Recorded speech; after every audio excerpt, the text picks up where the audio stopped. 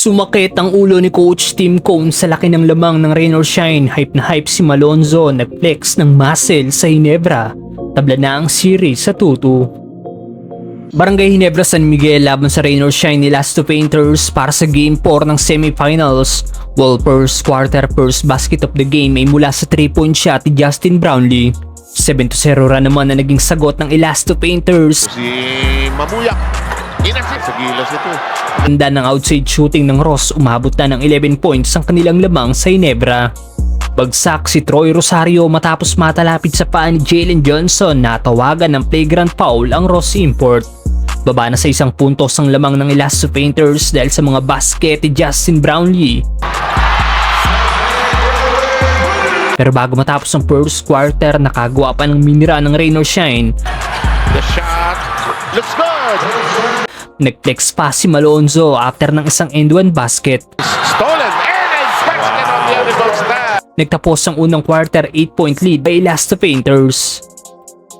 Second quarter 3-point shot by Adrian Nocum na pa-timeout na naman ng Gene Kings dahil 13 na ang lamang ng Elasto Painters.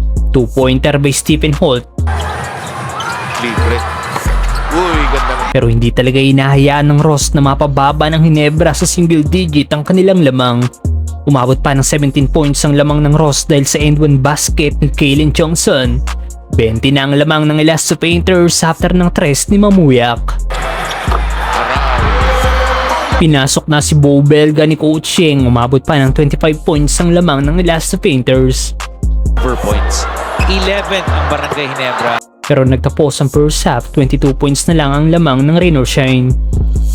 Third quarter back-to-back basket mula sa Ginebra. Bad trip na si Scottie Thompson dahil mintis pa rin ang ginawa niyang layup.